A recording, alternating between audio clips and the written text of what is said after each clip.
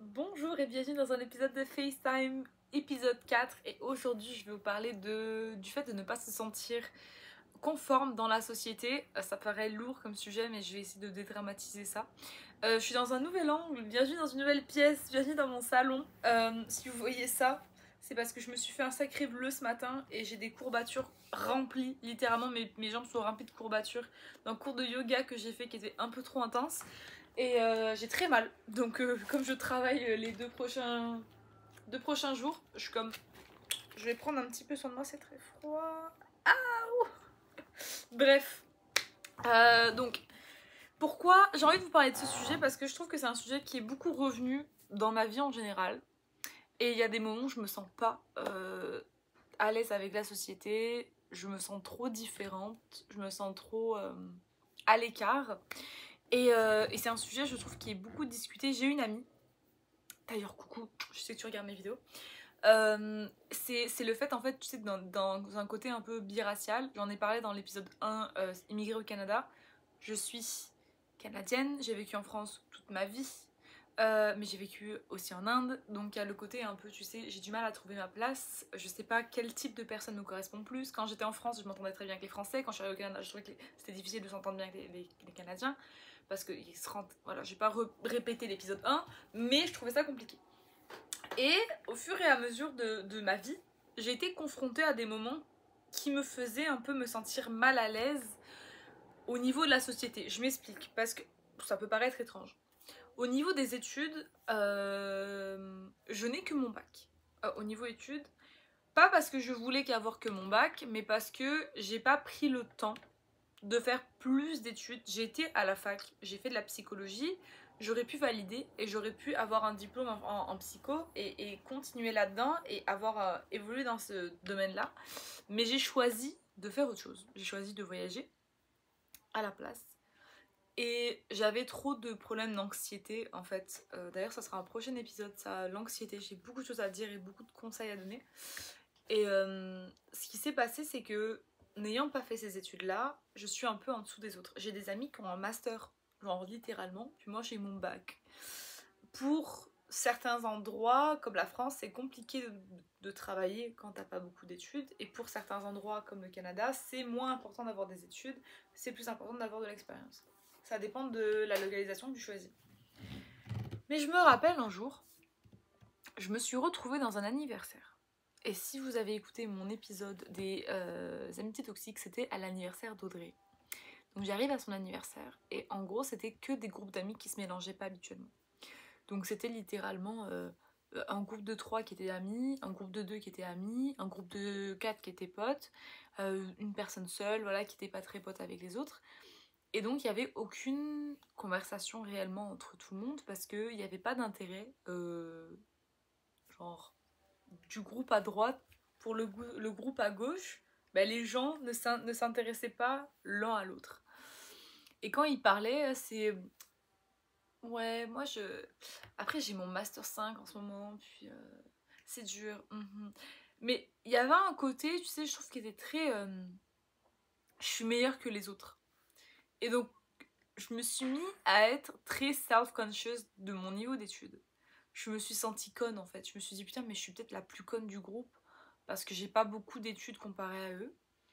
Et ça m'a fait vraiment réfléchir et je me suis dit mais merde en fait. Peut-être que je suis vraiment conne parce que j'ai choisi de pas faire d'études et je pars du principe où le degré d'intelligence n'a aucun rapport avec les études. Ce n'est pas parce que tu fais une licence, un master ou un doctorat que tu vas être plus intelligent ou intelligente qu'une personne qui a un niveau brevet, admettons. Il y a des fois c'est l'inverse. Genre faire des études ne montre pas ton niveau d'intelligence. Et ça c'est quelque chose que j'ai eu besoin de me répéter parce que pendant un temps je me comparais beaucoup aux autres et je me disais mais non mais je suis nulle en fait. Moi je suis pas... Ah, est-ce que ça va être mignon? Oui. Bon, ça sert à rien, monsieur, pour le côté cosy. Mais je me suis dit peut-être que mon... J'ai pas d'intelligence. Enfin, je sais pas. Vraiment, je me suis remis en question et tout. Et j'avais envie, du coup, de parler de ça, de l'inégalité sociale et du fait que il y a beaucoup cette comparaison.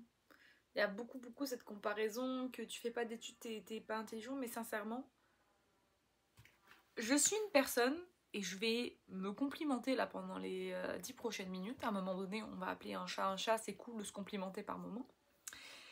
Je considère que j'ai un bon niveau de culture générale. Je m'explique. Je lis beaucoup. Je me renseigne sur énormément de sujets, constamment. J'ai besoin d'apprendre tout le temps. J'ai toujours des projets, genre, j'ai 75 projets d'art différents. Vraiment, tu rentres dans ma maison en France, dans ma chambre, j'ai un tiroir pour faire du tie-dye. J'ai un tiroir pour faire du scrapbooking. J'ai un tiroir pour faire du crochet. J'ai un tiroir pour faire des bougies.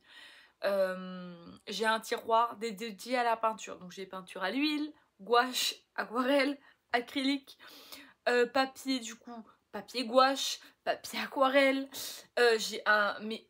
J'ai tellement de matériel, de tout en fait, pour tout faire. J'ai des moules bref.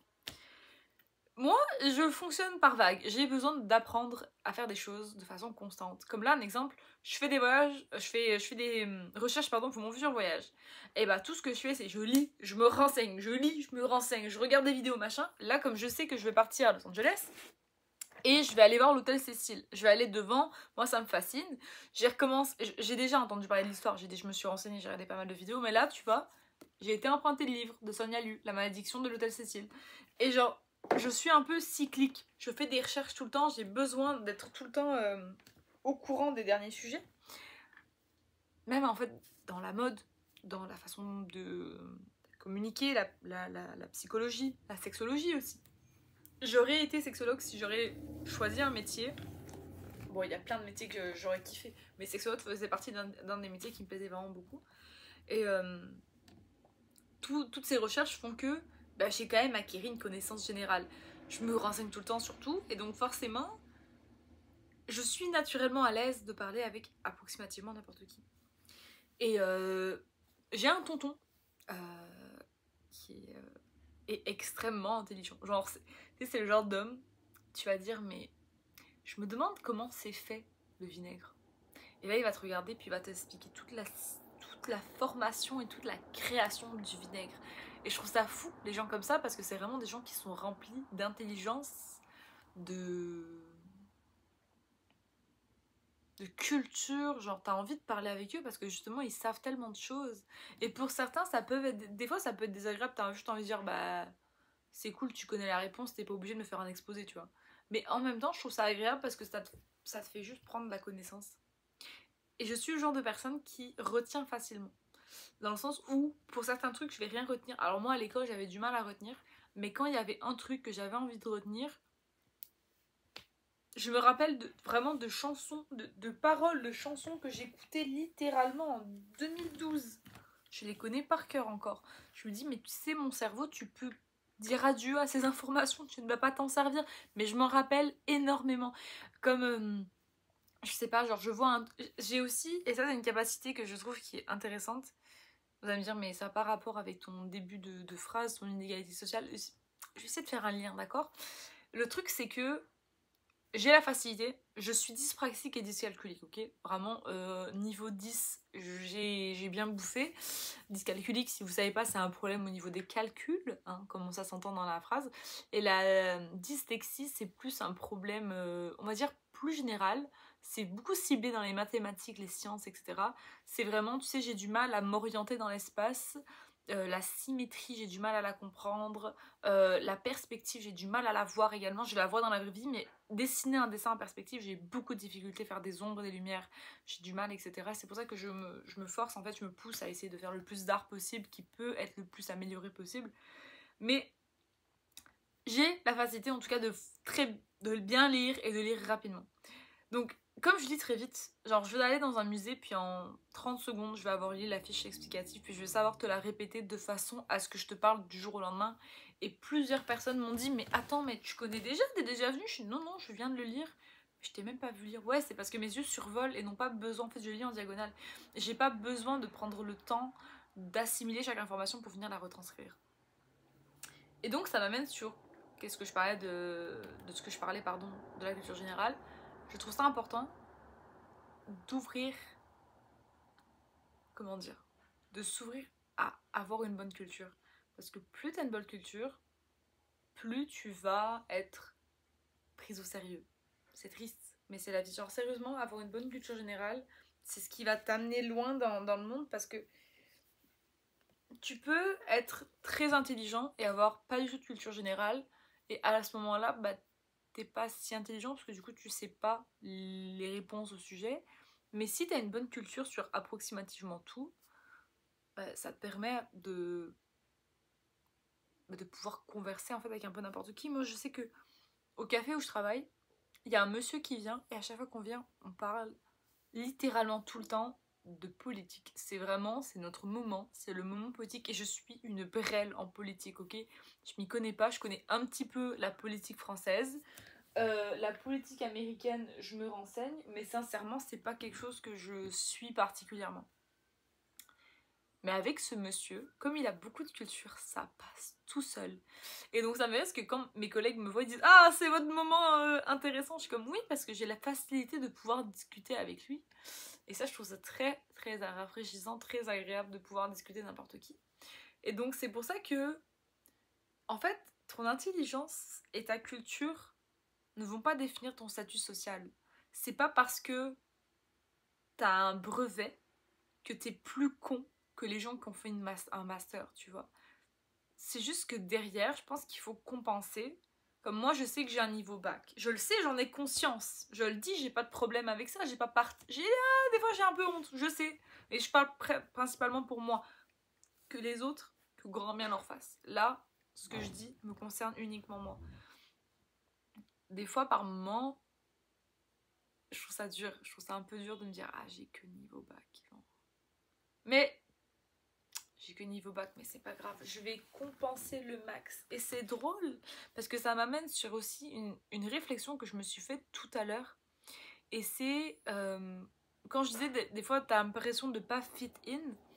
C'est dans le sens où moi je suis issue d'une famille qui est très c'est hyper péjoratif ce que je vais dire, mais très plan-plan. C'est très tu sais, tu grandis, tu fais des études, t'as des bonnes études, tu fais un bon métier, tu travailles toute ta vie de 9 à 5, ok, pendant genre 50 ans, 55 ans. Puis ensuite, quand t'es retraité, là, si t'as éventuellement la santé, tu peux partir faire des voyages. Et moi, je suis l'opposé en fait. Genre, j'arrive dans cette famille, puis genre, je les aime, hein, je les aime tous d'amour. Tu me fais chier le voisin avec ton truc. Si vous entendez du bruit, je suis désolée, je ne contrôle pas les autres humains. Mais en fait, le fait de devoir rentrer dans le moule.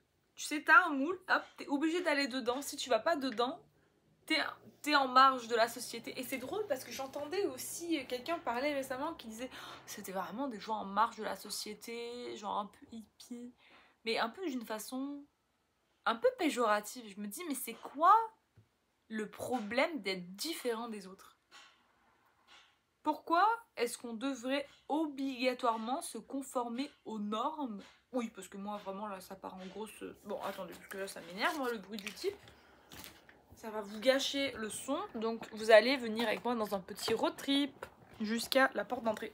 Oh, oh mon Dieu, j'ai mal aux jambes. J'ai l'impression d'avoir 86 ans. Merci, mais non merci, nous ne sommes pas intéressés à ton bruit. En gros, je disais, la problématique de l'histoire, c'est que... Est-ce que je m'asserais pas par terre? C'est joli, il y a le soleil. Attendez, je suis là. Ça, c'est le moment, tu vois, où je pourrais faire un cut. Mais le côté FaceTime, c'est ça. C'est... Peut-être... Est-ce que c'est un peu mieux? Vous me voyez mieux, hein, l'éclairage est mieux. Bon, je vais rester ici. Je vais cacher les vêtements derrière qu'il faut que je vende. Tout ce que je voulais dire, c'est que c'est pas parce qu'il y a un moule qu'on est obligé de rentrer dedans. Et ça, j'ai l'impression que c'est un truc qui est de plus en plus récurrent. Il y a ton moule, t'es obligé de rentrer dedans, t'es obligé de faire comme tout le monde fait, t'es obligé d'être au même niveau que tout le monde. Genre, si j'ai pas envie d'acheter un appart à 25 ans, j'ai le droit. Et j'ai l'impression que les gens qui choisissent ça, qui font ces choix-là, se font énormément juger. Et je comprends pas en fait. Genre, tu fais ton choix, tu fais ta décision, t'as pas envie d'être comme tout le monde, et bah alors t'as pas envie d'être comme tout le monde, t'es pas obligé de te forcer à être comme tous les autres humains parce que ta famille ou parce que tes amis le sont. Et c'est un truc que vraiment, sérieusement, j'ai du mal à comprendre. Je me dis, mais là, chez nous, la grappe avec les injonctions sociales. Tu fais ce que tu veux, t'es pas obligé de dépendre des autres, t'es pas obligé de faire telle chose pour telle personne. Si t'as pas envie de faire un master, d'acheter un appart à 26 ans, puis d'avoir une Renault Scénic, bah tu le fais pas, tu vois. Et si t'as envie à la place d'aller découvrir l'Amérique du Sud et de faire du stop en Bolivie, bah tu le fais. Genre, il y a plusieurs degrés de richesse. Il y a la richesse monétaire. Et pour moi, il y a la richesse du cœur. Il y a la richesse du cerveau. Il y a la richesse de toutes les expériences que tu as pu vivre, de toutes les choses que tu as pu faire, de tous les endroits que tu as pu découvrir, de tous les peuples que tu as pu voir. Pour moi, cette richesse-là, personnellement, en tant que Gita, en tant qu'humain, je préfère ce genre de richesse aux richesses de ouais, j'ai 150 000 balles dans mon compte en banque. Je te dis pas que les 150 000 balles, je les voudrais pas. Mais à la fin de la journée, quand tu vas mourir, et ça, j'adore cette expression, est-ce que c'est réellement important de savoir qui va être le plus riche du cimetière? Qu'est-ce qu'on en a à foutre? Il n'y a pas écrit ici repose Gita avait 253 000 dans son compte en banque. Repose en paix. On s'en fout. À la fin, les gens, quand ils vont parler de toi, ce qu'ils vont se rappeler, c'est tes voyages, tes accomplissements, ce que t'as fait, ce que t'as vécu, où est-ce que t'as été. Moi, je sais que ma mère, moi, c'est mon meilleur modèle. Ma mère, elle est partie de chez elle, elle avait 18 ou 19 ans, elle n'est jamais rentrée. Elle a littéralement fait une partie du monde, elle a voyagé, elle a rencontré mon père, elle a rencontré un nouveau peuple, elle a rencontré une nouvelle religion, elle a rencontré une nouvelle façon de penser, une façon de manger, une façon de s'habiller. Et en fait, ça l'a complètement changé. Et du jour au lendemain, elle s'est dit, mais moi, la vie que j'ai connue ici au Canada, je la veux plus. Elle m'intéresse moins, elle est moins dans ce que moi je cherche et ce que je veux en fait. Et je trouve ça tout à fait normal et c'est pour ça que je trouve ça important d'en parler et je trouve ça tellement important de dire non, tu n'es pas obligé de te conformer à tout ce que tu as toujours vu. Tu as le droit d'avoir ta façon de penser, ta façon de vivre, ta façon de dire les choses. Et c'est ça qui des fois est lourd, je sais pas, le côté où c'est comme si tu dois te mouler à absolument tout le monde. Et à un moment donné, je me rappelle, j'ai une personne dans la famille qui m'a dit non mais décroche avec tes voyages, c'est bon, genre toi tu penses qu'à ça. Oui, et moi c'est mon bonheur. Moi faire des restos à 250 balles, mais je m'en fous, mais comme de ma première couche. C'est pas quelque chose que je veux, c'est pas quelque chose qui m'intéresse, c'est pas quelque chose qui me fascine, je m'en tape. Moi ce qui me fait kiffer, c'est de partir. Mais si toi ça ce qui te fait kiffer c'est de faire des restos à 200 balles, mais alors que de grand bien t'en passe. Mais moi je viens pas te dire dans ton monde ouais c'est nul, pourquoi tu penses qu'à ça? Mais parce que j'ai envie ma chérie, parce que je peux, tout simplement. Ça fait beau. Eh, c'est-tu le on? Ah non. Mais qu'est-ce que c'est qui fait ça? Je ouh, ah oh, le golden hour. Oh ça fait beau, ça fait des beaux yeux. Ah ouais, tu sais la fille elle va faire sa vidéo comme ça. Je suis là. Non pour vrai. C'est il y a une expression au Québec que j'aime vraiment beaucoup qui s'appelle vivre et laisser vivre. Et je sais que cette vidéo elle est un peu plus décousue que les autres. Ah, il y a ma mère qui m'appelle en. Bah, désolée maman, je t'aime, mais je te répondrai tout à l'heure. Mais en fait, le truc, c'est que. Ça a arrêté de sonner. Ça a arrêté de sonner, yes. Maman, je t'aime, mais je te réponds dans 10 minutes.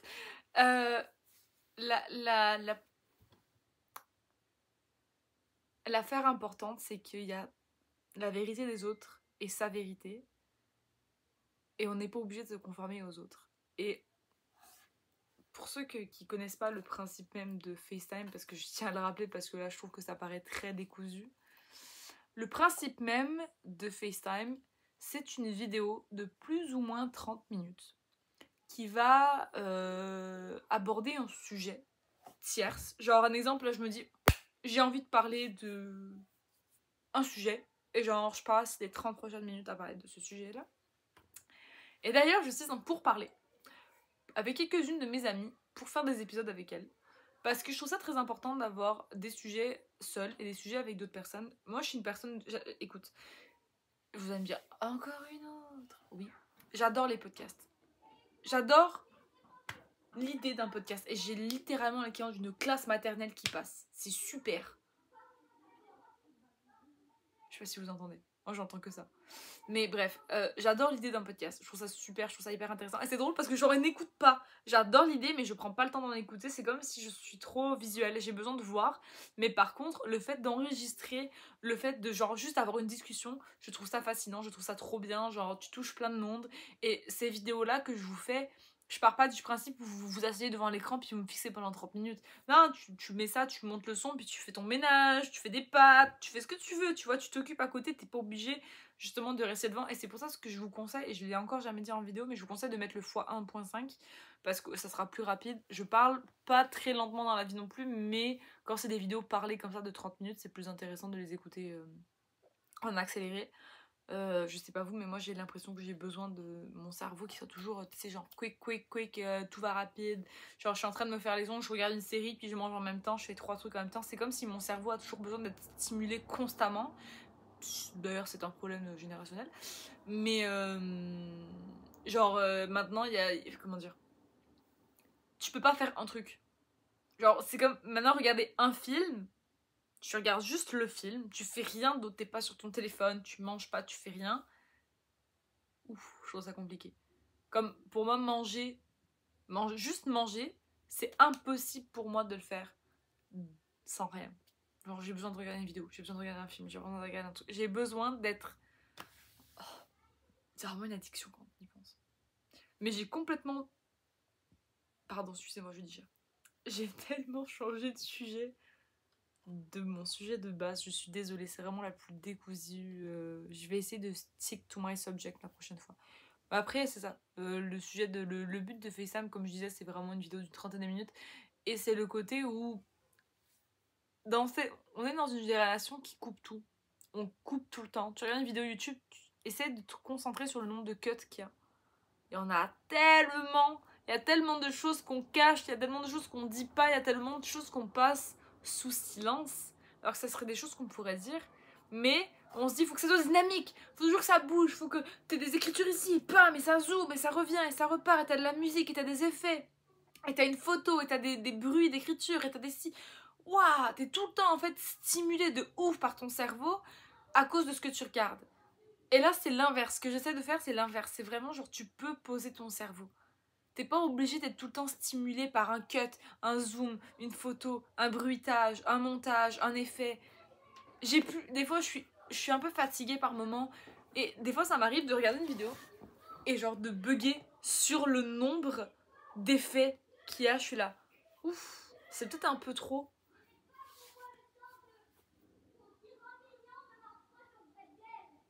Bah, je sais pas qu'est-ce qu'il nous raconte, le petit Théo, mais il parle de bretzel.